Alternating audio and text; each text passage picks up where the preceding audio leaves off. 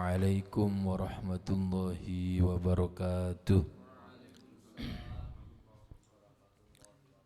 Alhamdulillahi rabbil alamin. Allahumma salli wa sallim ala sayyidina Muhammadin sahibil bushra salatan tubashiruna biha wa ahlana wa auladana wa jami'a masyayikhina wa muallimina wa talabatana wa talibatina min yaumina hadha ila yaumil akhirah. Amin amin ya rabbal alamin. Qala Rasulullah sallallahu alaihi wa alihi wasallam, innamal a'malu binniyat wa innama likulli imri'in ma nawa. Alhamdulillah wa sallallahu wasallam ala sayyidina Muhammadin wa ala alihi wa sahbihi. Nawaitu at-ta'lima wa ta'alluma wan naf'a wal indifa' wal mudzakarah wat tadhkirah wal ifadah wal istifadah wal hatha 'ala at-tamassuki bi kitabillah wa sunnati rasulih wad du'a ila al-huda wad dalalah 'ala al-khair ibtigha'a wajhillah wa qurbihi wa mardatihi wa thawabihi subhanahu wa ta'ala. Wa sallallahu wa sallam ala sayyidina Muhammadin wa ala alihi wa sahbihi.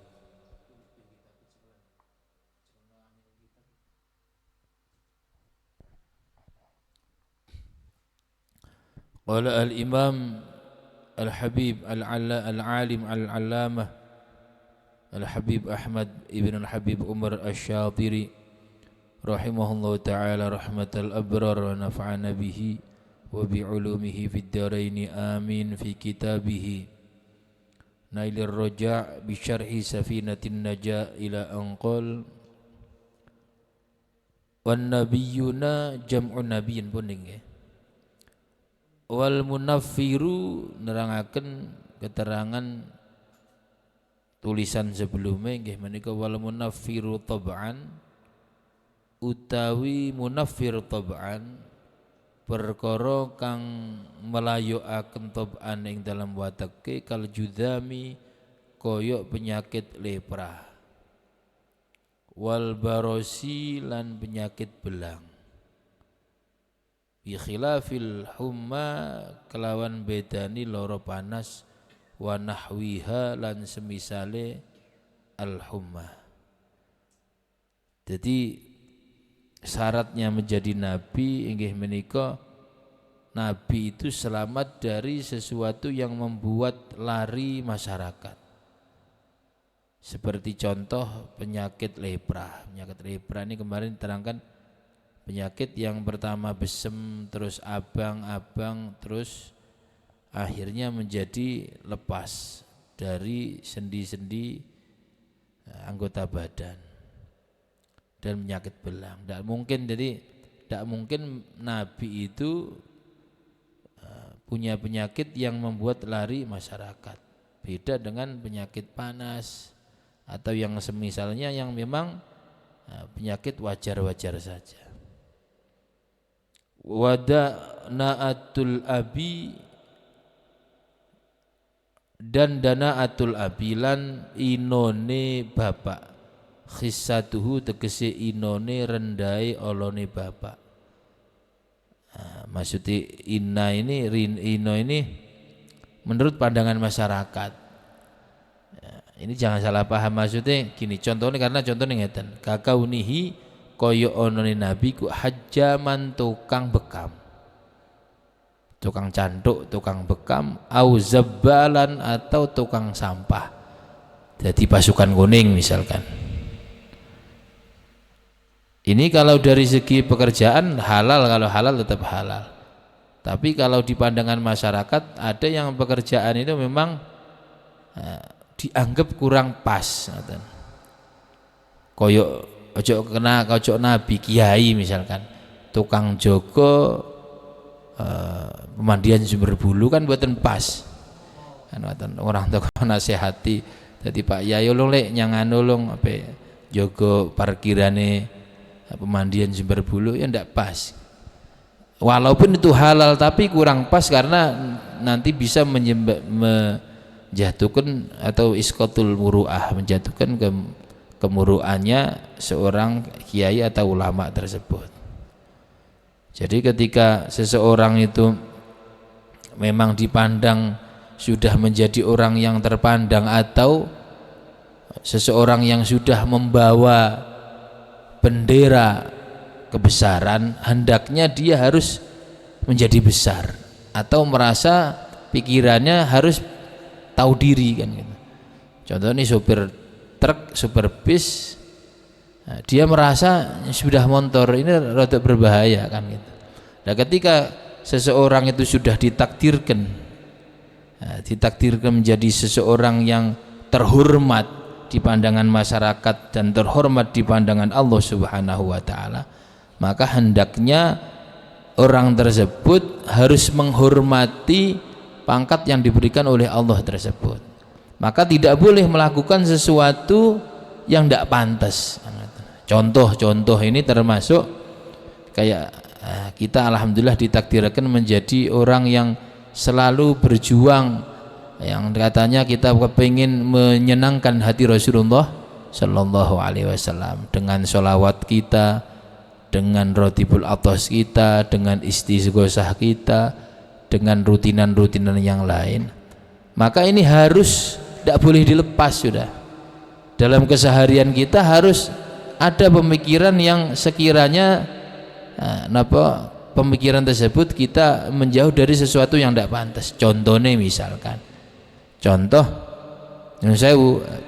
ketika kita menjadi katanya orang yang di jalurnya Rasulullah Sallallahu Alaihi Wasallam, itu harus berusaha untuk tidak pacaran.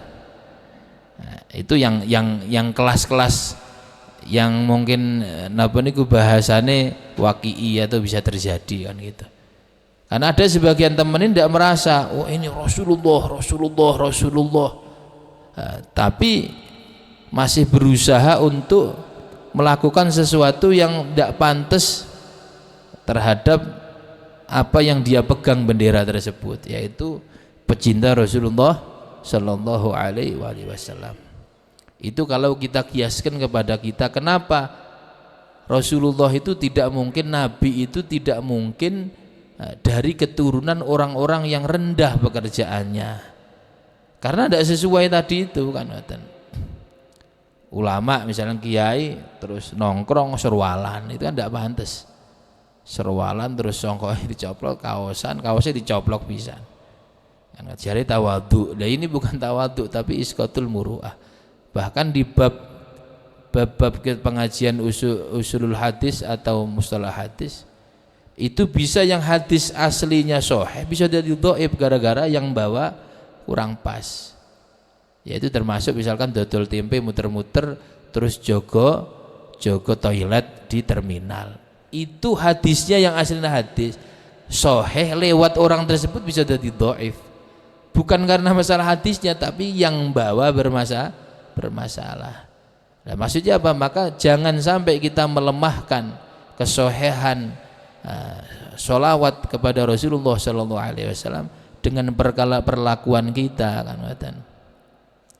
Maka di sini sebagian guru-guru kita ijtihad, jangan sampai terus jogetan, jangan sampai ya melakukan hal yang tanakut, kontradiksi dengan apa yang semestinya dilakukan oleh pencinta Rasulullah Sallallahu Alaihi Wasallam gitu.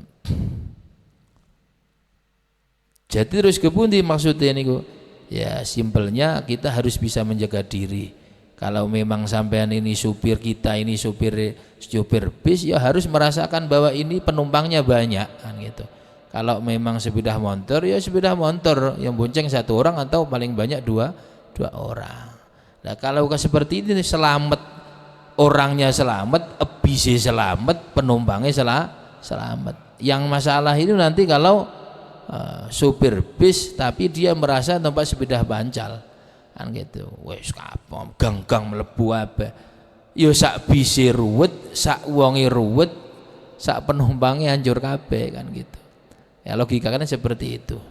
Sehingga ini memberikan pelajaran kepada kula kalih panjenengan bahwa memang harus seorang rasul itu terhindar dari hinanya pekerjaannya orang tuanya harus. Karena apa? Karena biar tidak bertabrakan dengan kemuliaan risalah dan nubuwah. Jadi sesuatu yang suci ya tempatnya harus suci. Mobil Alphard sampai fa ya. Mobil Alphard itu tidak mungkin ditaruh di tempat parkir sembarangan. Kecuali kadang wis bosen kan gitu. Tapi Alphard lumrah Alphard itu ya melebu rumah disurungkupi, walaupun kadang-kadang kang duwe omah ing surungkupian kan ngoten. Mobil surungkupian kang wadon ing surungkupian ing kudungan paran. Mobilnya harus dikudungi kan. Apa eman-eman walai. Justru seharusnya istrinya ini yang harus dieman-eman. Kadang-kadang kita ini salah paham. Karena yang ini mahal, loh lebih mahal istri kula kalih panjenengan. Terus au wa khonal lan khianate utawa olone ibu, fuhsyuha tegesi olone umi ibu, wazinaha lan zinane ibu. Jadi Nabi itu tidak ada ibunya wong nambeng niku mboten enten. Ibunya wong nambeng itu mboten wonten. Niki rada metakil ibuke mboten enten. Jadi kesimpulannya dari jalur bapak sampai jalur ibu juga ke atas itu semua bersih. Tidak ada wong nambeng, wong tukang zina, tidak ada kan gitu. Karena itu sebuah keniscayaan. Ketika kita punya sesuatu yang mahal, kok ditaruh di sesuatu yang tempatnya mboten berharga, ini kan namanya penghinaan. Dan itu tidak mungkin terjadi dan tidak mungkin dilakukan oleh Allah Subhanahu wa Ta'ala. Ya kayak sampean tadi tuh, kita ini orang waras, orang sehat, punya mobil Alphard baru, tidak mungkin dideleh ning Arab. Normality yang ini kan ngoten.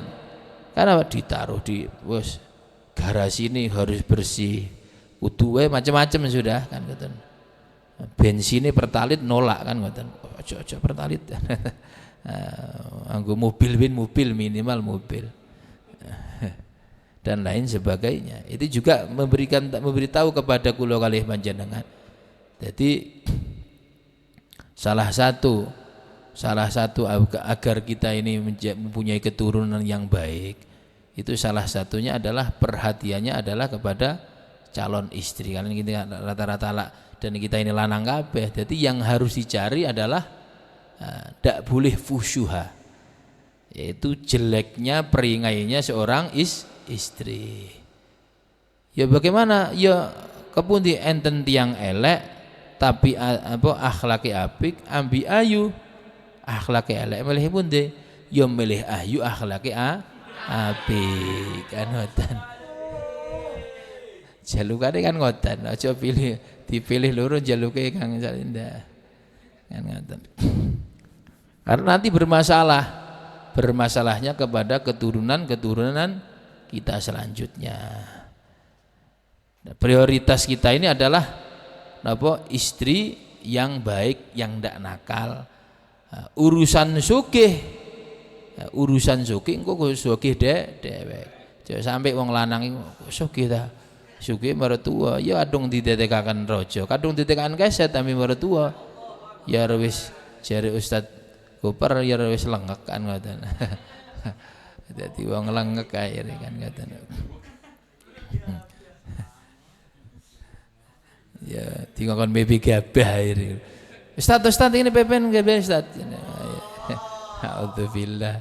Wah ya ajeng undangan vokalis lho anus apa lo ngandung baby gabah lho misalkan.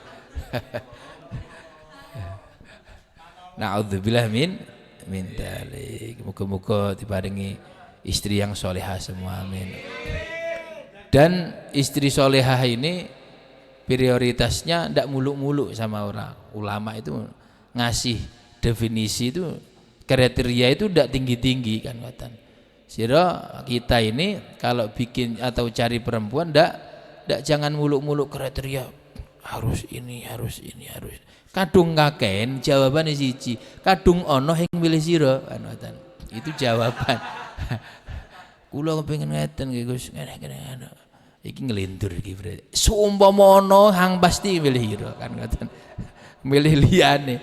Karena orang yang kriteria lengkap itu mesti carinya di atasnya kan ngoten.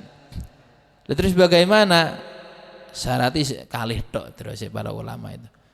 Sholat 5 waktu tidak ditinggalkan. Terus bagaimana dia bersikap kepada kedua orang tua. Kok ditakoni tonggone utawa wong tuwek masya Allah, apik ariku nyang wong tuwek. Nah, itu sudah bagian yang harus dipertimbangkan untuk kita. Tapi ayune aja lalai kan ngoten. Karena kundangan niku kadung terbuka iki rada repot adong ayu iku maksudnya niku. Akhirnya undangan saja milu dek iki cepet ke susu-susu kan ngoten. Akhirnya curiga wadon iki. Kok ingin tahu dijak, kok sibuk terus kan. Padahal izin padahal. Makane aja aja dadi wong munafik akhirnya. Setelah napa? Setelah wajah sudah masuk menapa itu lumayan, habis itu dilihat oleh bagaimana sholatnya dan tindak lambai kepada orang tua. Terus liyane itu tambahan bonus. Jangan terus kabeh terus bagaimana kecerdasannya kan ngoten. Terus bagaimana kudungannya meleset itu apa jare sira kan ngoten. Untuk menjadikan seorang perempuan menjadi Sayyidah Fatimah misalkan. Itu tergantung suaminya. Berapa banyak orang perempuan itu baik, tapi kalau laki-laki ini mboten beres, tetap dadi ini mboten beres. Maka bereskan diri kita, maka insya Allah istri-istri kita akan menjadi beres.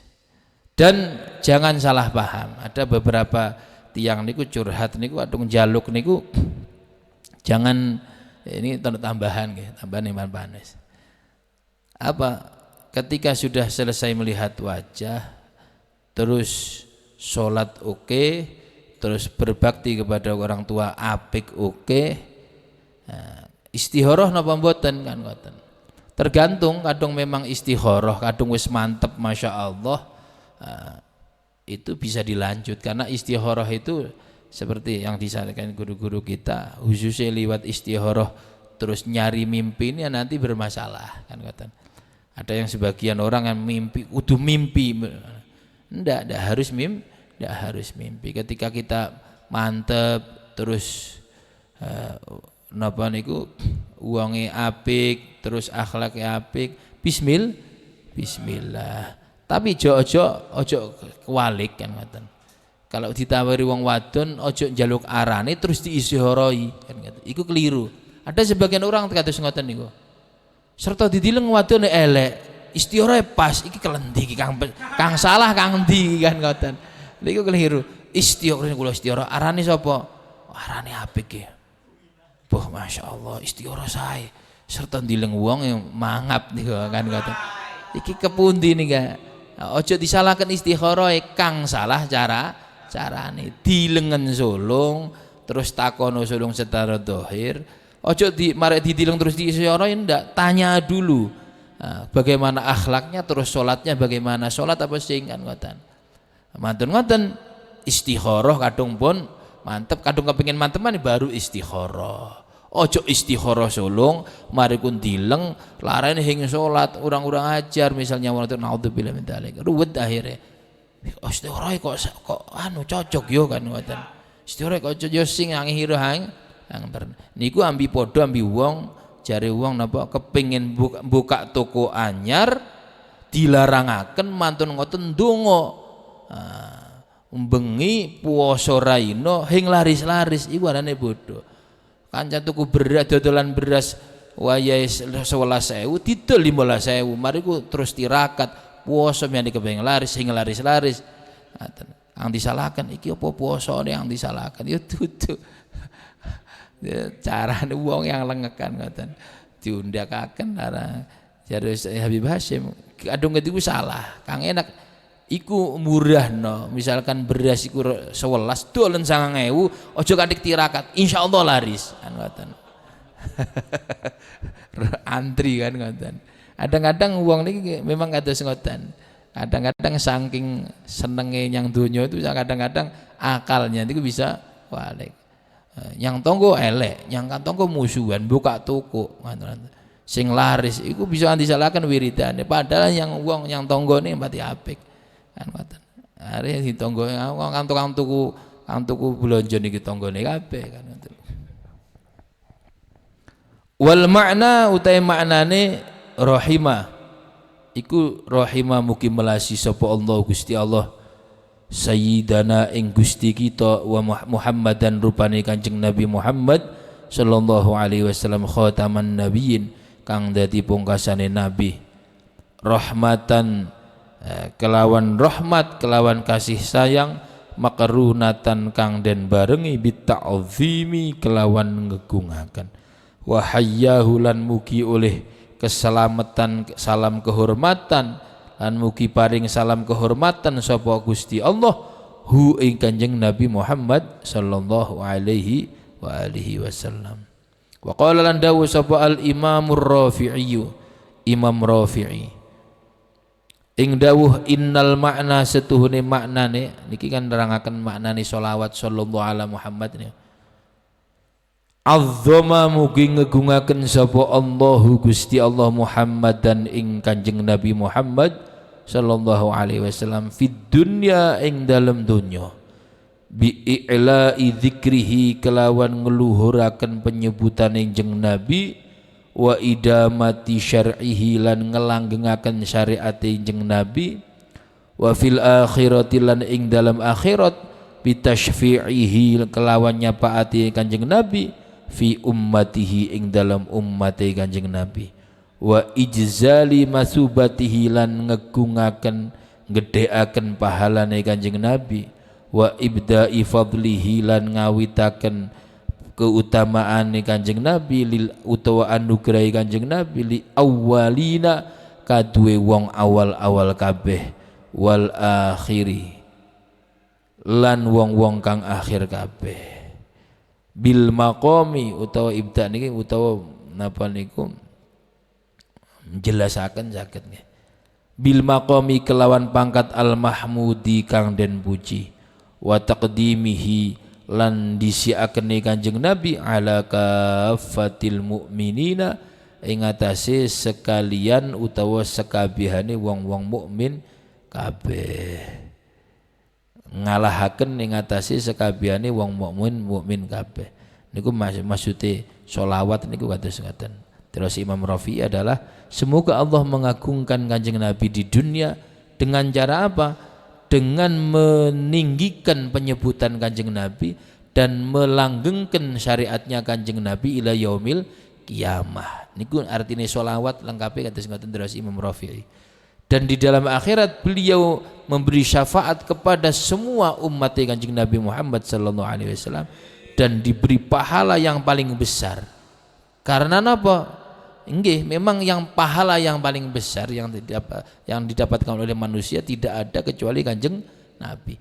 Karena semua umat Rasulullah sallallahu alaihi wasallam itu ada minnah kepada Kanjeng Nabi. Ono jasane Kanjeng Nabi. Karena yang mengawali, yang mengajak, yang menyebarkan kebaikan ini tidak ada kecuali Kanjeng Nabi Muhammad sallallahu alaihi wasallam.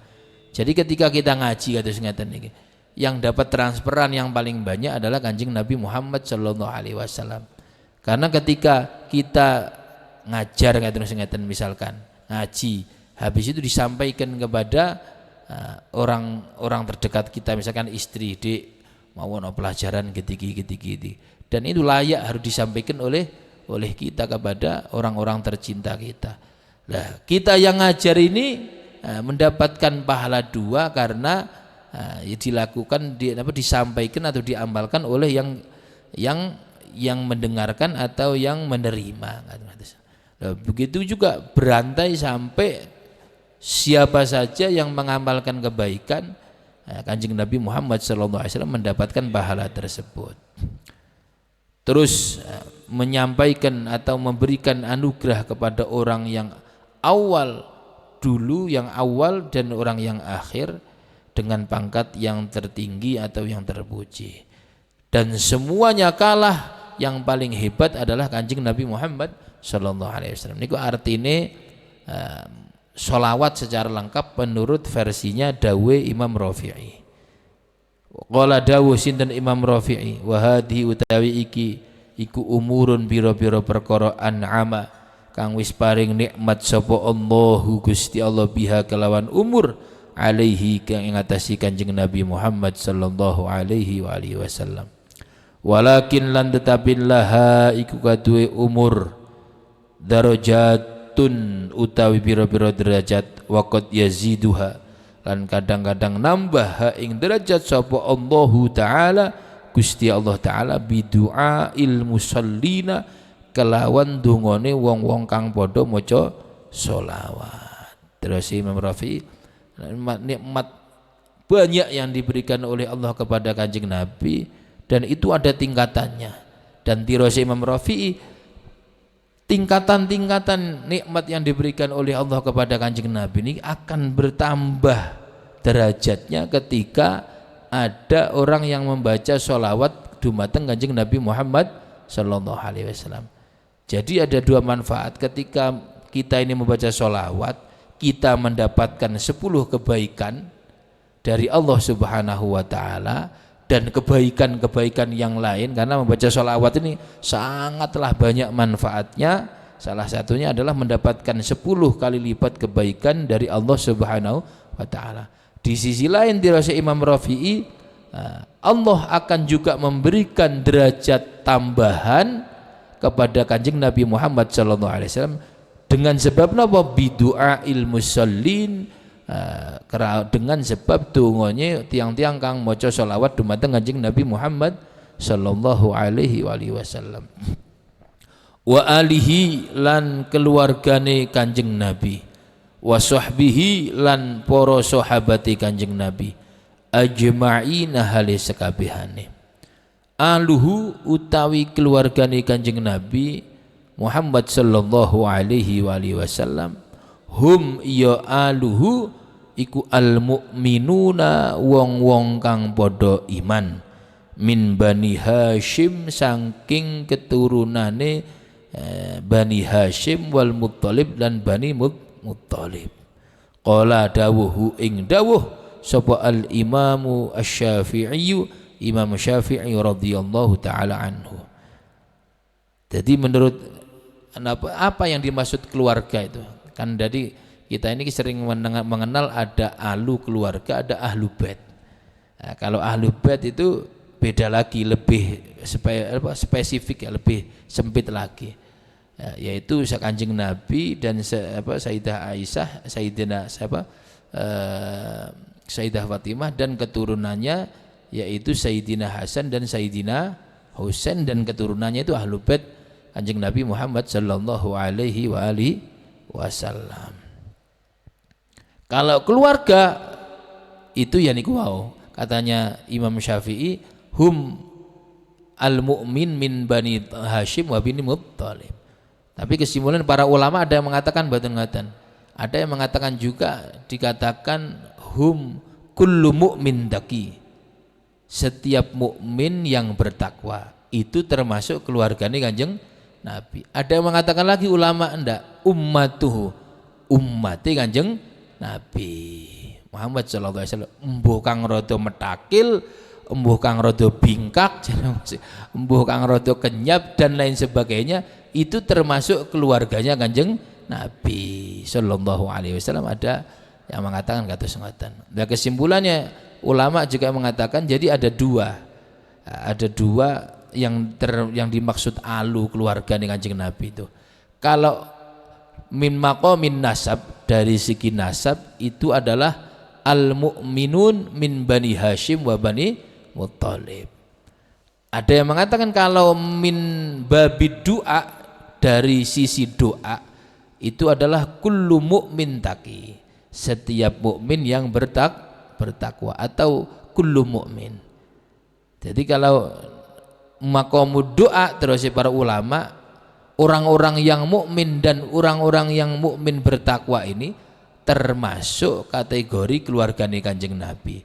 Jadi ketika enten sambutan dan semua keluarganya Nabi Muhammad SAW, kita yang mukmin yang bertakwa ini masuk kategori doa ini yang tersebut. Karena ulama yang mengatakan, ada yang mengatakan kalau yang dimaksud alu keluarganya Kanjeng Nabi, alun Nabi keluarganya Kanjeng Nabi min maqamid doa, dari segi dongo itu adalah kullu mukmin setiap mukmin yang bertakwa.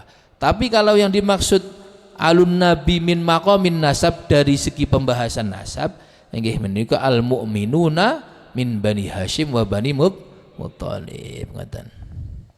Dadi kepundi? Ya kula ali panjenengan tumut kang kullu mukmin taki mawon. Supados napa? Ketika ada orang yang berdoa sambutan napa khutbah dan lain sebagainya ngarang, supaya kita masuk dalam kategori doanya orang tersebut ngoten.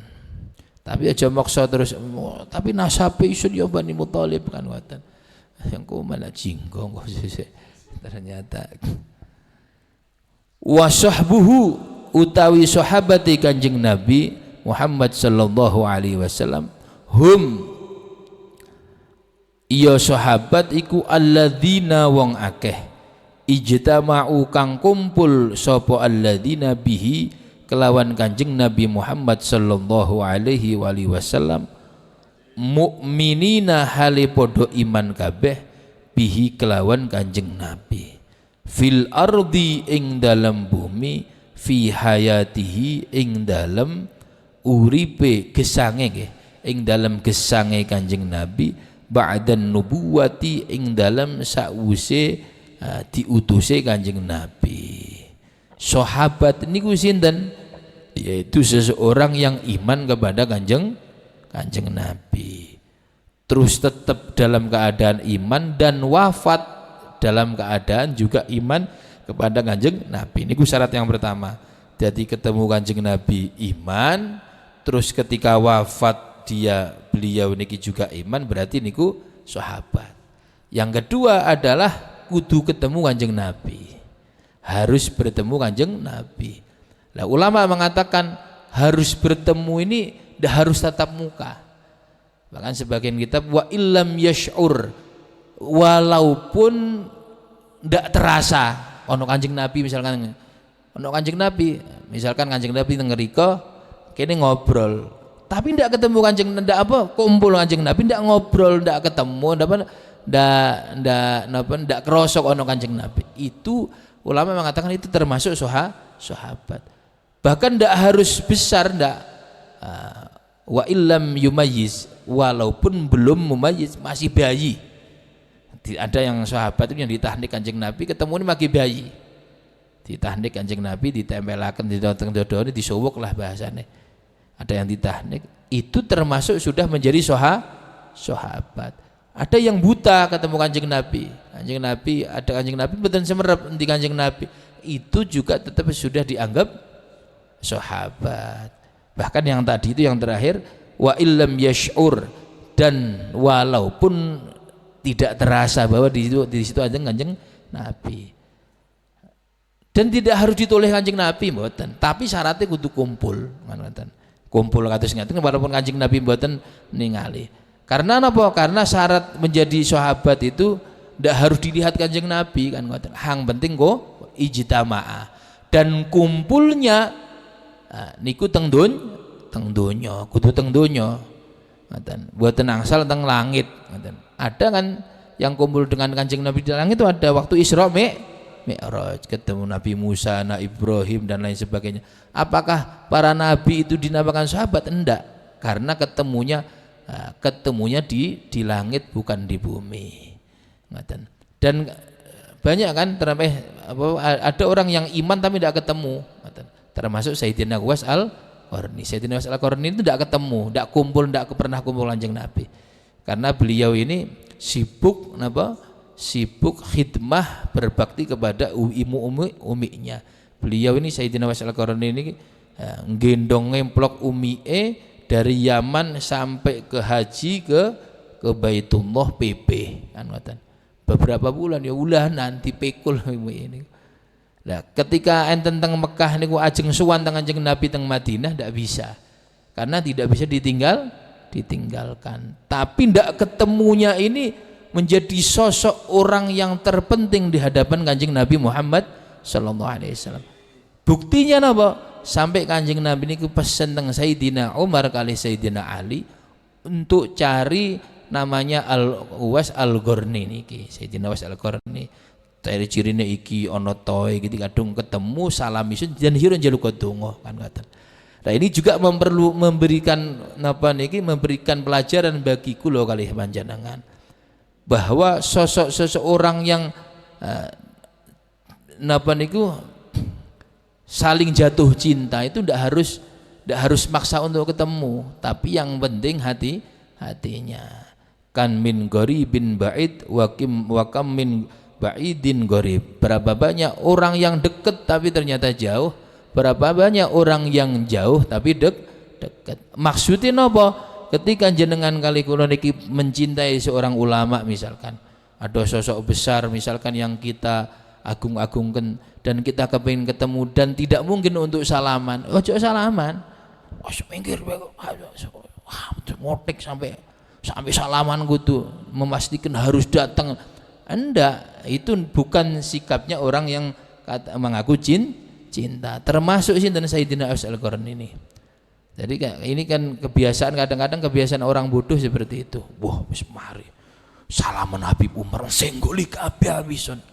Wes ketus-ketusaken wong awak isun gede. Iku dudukaken bener tapi lengke kan ngoten. Bukan itu yang dinamakan anu. Bek isun. Kula niku waktu umroh ali haji. Wong gede-gede niku lho sing goli sedaya ampun. Kula kepengin nyucup Hajar Aswad. Alhamdulillah kula nyucup mantun ngoten kula disenggol langsung loncat kula. Antame wong niku. Masyaallah, alhamdulillah mereka ngelorokan wong. Nyenggol kan ngelorokan wong. Dan naudzubillah terus alhamdulillah niku.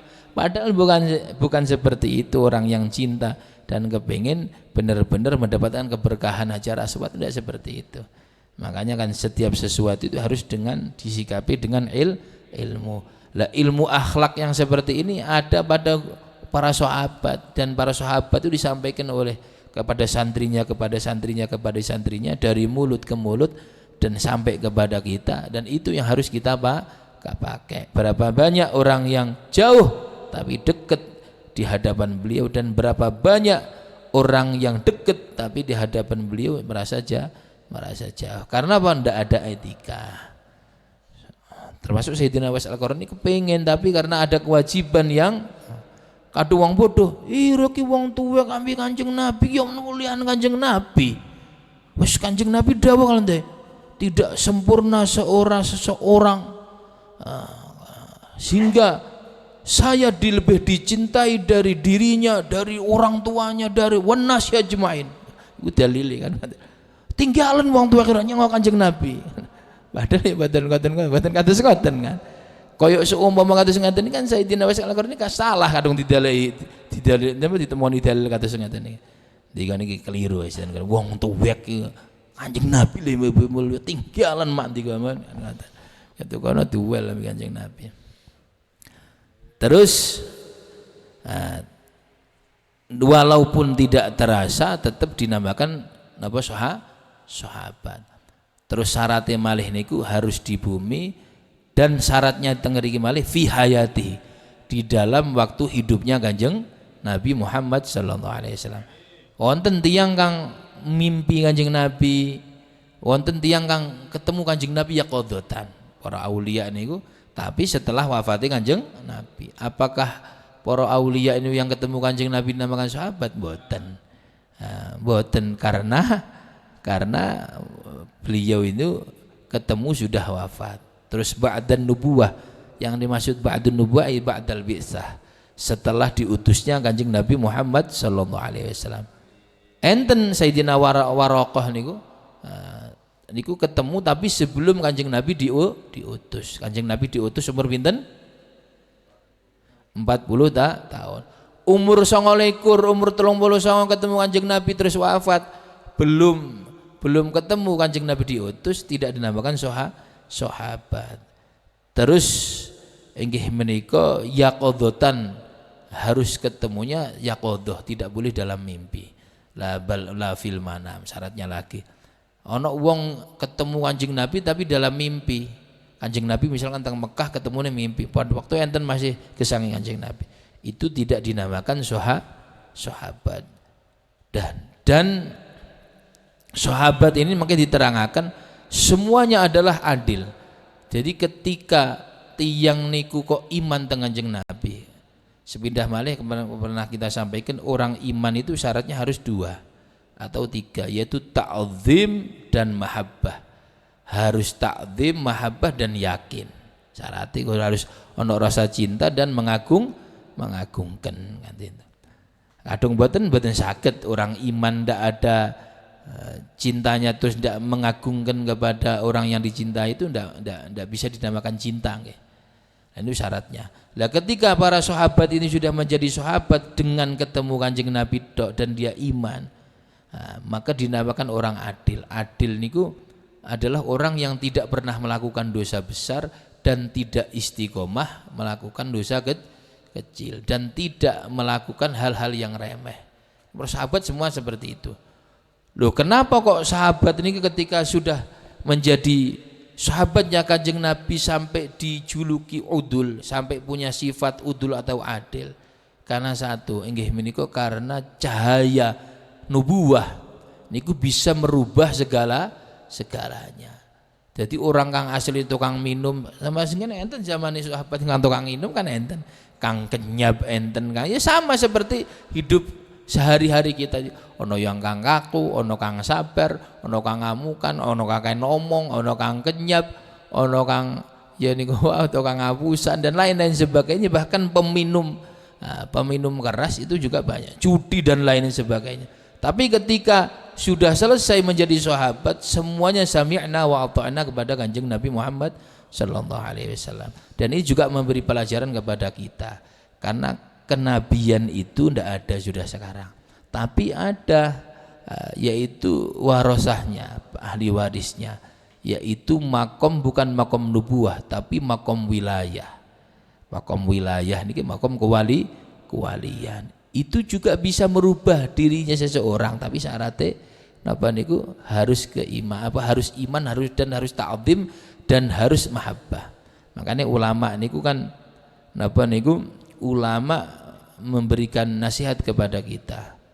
Ketika jenengan kalih kula niku idza jalastal auliya fahfad qalbak.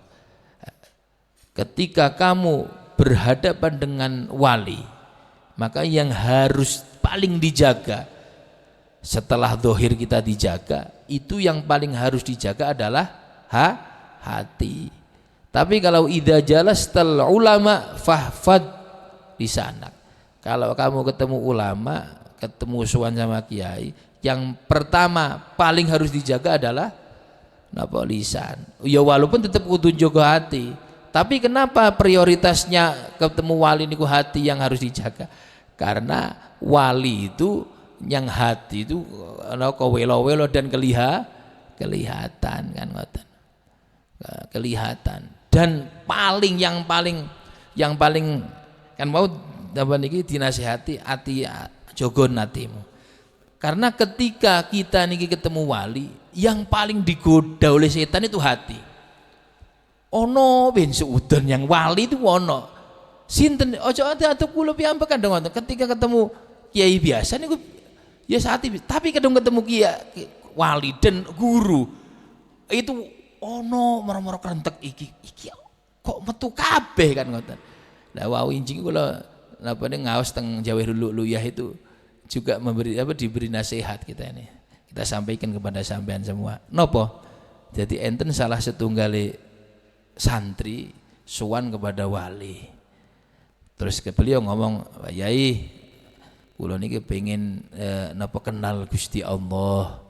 Suluk bahasanya, kepengen suluk itu ya napa daftar jadi santri tapi kelasnya wali, boten takon nahwu mboten takon fikih, ndak wis fikih nahwu wis alim kabeh. Kaya wong mondok teng Rama Yai Hamid itu kan rata-rata bukan takon nahwu sorob tapi napa belajar ati, namanya suluk, belajar ati. Terus mantun ngoten. Ya wis Lek, kemudian Lek. Terus sama beliau sama wali niki dijak nyang Alas Purwo cara ngrikene. Ya wis kaya Sunan Kalijaga nika. Ya wis ana ngene sira menengo khulwah ngoten. Aja ketemu wong. Engko kadung isun wis parane mrene, engko pokoke sentenono sampai isun mrene. Dapat beberapa hari beberapa bulan diparani maneh. Terus beliau ngomong, "Lek, nggih Pak Yai, dilengen wajah isun. Wajah isun iki rupa waren jane." Katanya santri niki rajul niki, "Pik wajah niku wajah celeng nggih jane." Wajah celeng jane. Oh ya bener kan ngoten. Ya wis sira nyeng ngene maning ngoten. Mantun terus balik wangsul angsal pirang wulan diparani malih. Terus ngomong-ngomong sami. Lek isun jilengan wajah isun. Nggih, wajah isun wajah rupa wajah pan. Pik wajah niku wajah asu gitu. Oh iya bener kan. Sampai terus mulai paling elek, terus mungkin rodok pitik, terus api, terus pan wedhus dan lain sebagainya. Sampai terakhir beliau berturut-turut oleh pirang wulan parani malih sampai pada suatu hari terakhir disambiang malih ceritakan, "Lek dilengon yang isun, wajah isun kaya paran." Wah, Masya Allah mencorong wajah jenengan Pak Yai jane. Masya Allah, kaya bagaikan bulan purnama bersinar kan ngoten. Oh iya bener ngoten. Terus akhirnya dijak metu wis, berarti sira wis sempurna iki. Itu menerangkan tentang bagaimana hadis enten hadis Kanjeng Nabi ketika kita niki napa niku mau mencari kebaikan, ada dawuh Kanjeng Nabi ini cukup tanya kepada hati. Ulama nerangkan hati kang kelendai ya hati kang napa bersih kan ngoten. Duduk kaya ati awak dhewek. Iki maksiat apa sing ya? Kaya tenang hati sun. Oh berarti apik. Adung awak dhewek akhire maksiat apik kabeh kan ngoten. Lah maksudnya pelajaran ulama niku biasanya santri utawa wong niku adung ketika melihat wali itu yang muncul adalah kejelekannya sendiri. Ketika seseorang niku mandang kok ono wali niki weleh tok, iku asline itu menjadi cermin bahwa dirinya elek kan ngoten. Ya kaya wau niku. Kok wajah Pak Yai iki asu. Padahal dudu wajah ya asu. Ira iku pemikirannya kaya asu. Kaya celeng Pak Yai. Dudu sira iki kaya celeng asline kan kados ngoten. Nah, dan itu sering ojo atu kula niki kadung wis ketemu guru dan guru yang wali. Niku mesti ati niku astagfirullahaladzim kok metu kabeh ati kok. Jadi berarti inilah diri kita maksudnya. Karena seorang wali itu ya cerminan dari hati kita. Metu setan niku metu kabeh. Ya iki asu, Pak Yai iki asu. Wah, kok Pak Yai ketiga, Pak Yai ketiga, Pak Yai ketiga, Pak Yai ketiga. Dia itu sering ojo atu isun sering ketiga. Kayak colo ketemu saya Mudhar Habib Abdullah itu. Oh no, waduh ya Allah. Padahal kalau ketemu yang lain misalkan kiai-kiai biasa, Kangjeng Wali misalkan, itu biasa. Kok maksudnya tidak sampai ke hati karena memang yaitu dawuhnya para ulama aulia idza jalas tal ulama fahat di sana. Kudu ngomong ben ketemu yai. Kadang ati kelas hati mboten, tapi kadang ketemu wali itu meneng tapi atine Kang gremah. Kok mlakune ketiki kon. Kadang-kadang kita itu memperhatikan tindak lambai kiai atau wali. Bukan untuk mengambil tapi kadang-kadang mereksa keeleane. Kan wis nemen berarti. Dan itu terjadi kepada orang-orang jelek seperti kita. Adung dihadapi yai. Maka ini ilmu ya, kadung kalau ketemu wali kok ono ati. Kok iki berarti isun iki. Ya isun berarti kadung mandang iki, mandang Pak Yai iki Habib iki celeng, berarti isun iki kaya celeng kan ngoten. Itu ya memang kados ngoten nggih. Terus dan keistimewaannya ketika jenengan kalih kula sudah ketemu wali dan tidak ada pikiran seperti itu, maka berbahagialah. Maka kita termasuk orang yang beruntung Walaupun ndak seperti untungnya sahabat ketemu Kanjeng Nabi. Tapi minimal kita ini terus cepet kan ngoten. Kayak sahabat itu ketemu Kanjeng Nabi langsung udul, langsung adil, langsung selesai, langsung surga kan ngoten. Tapi minimal awak dhewe iki ya wis oleh napa? Oleh macam-macam kadung tokong wali. Dan sepindah malih napa malih ketemu wali kang sekelas kaya Romo Yai Hamid. Ana cerita niku. Wow, kula ada mireng ceritane kiai, ceritane Romo Yai Hamid. Jadi zaman senggen niku ana toples kang gedhe, toples gedhe. Mboten toples kang napa kang ana diluwange niku. Ora sebenarnya. Niku kan toples larang niku. Jadi ana tiyang ro Kejamben niku ajeng produksi napa roti atau anu nih jajan udud-ududan ya. Mantu ngoten wis ngejak satunggal kiai, Pak Yai kula ajeng niki teng Pak Yai Romo Yai Hamid ngoten. Napa niki ajeng kula ndedhi donga terus kula sokani napa? Kula sokani jajan niki ae ngoten. Waktu niku kan ajeng numpak sepur nggih, sepur kelodhok mangke. Ajeng numpak sepur meh giadu niku Kang wadon nututai. Kang sulung. Apa Ndek? Ora ta. Iki Kang diwiyakaken jajane ya. Engko toplese bareng kon nyalinai ngene sih wong wadon kan ngerti saya. Engko toplese kon ini. Dadi ndika andung semono Kang wadon. Iki engko iki jajane. Engko toplese utawa wadahe salinono iku aja kaget. Mulai pengin mun ngeten. Jadi sekelas Romo Yai Hamid ya awen. Engko iki toples. Yesun sing wani, Dek. Engko kalendi terus ngomong Yai Hamid. Sing iki pola larang iki kae. Iki kuno kan koyo. Iki ngono jarang iki toples angget iki kae. Ayel-ayel ning arepe sepur. Saya wis ngantuk kok telat iki kae. Ya supaya Romo Yai Hamid pas kathah tiyang. Alhamdulillah niki Pak Yai terus Kang jare Pak Yai Kang wasilah niki Pak Yai ajeng napa niki ajeng damel roti ajeng damel niki jajan kados ngeten niki terus dindam supados Ramadan niki laris waktu ajeng Ramadan diticipi karo ya masyaallah niki senengan kula niki dilebetaken teng griyane terus teng dalem ya suwe ngoten suwe mboten medal nggo toples karo ya ro toples niki toples jenengan buta wangsul. Mboten usah Yai, kula niki ya kadung nyokani jajane niki sak toplese kan. Mboten pun niki sakan kathah tamune. Akhire terus napa? Ayel-ayel mboten pun kan isin. Jadi nggawa toples mulih wong lanang kan gengsian kan. Akhirnya terus dipaksa-paksa akhirnya metu Romo Yai mboten niki toples larang nih kae kan. Niki persis omongane ibu Kang wadon niku diomongaken.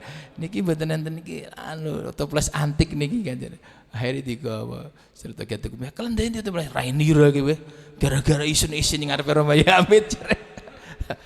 Niku urusane teng wali seperti ini makanya awak dhewe muga-muga jaga nggih.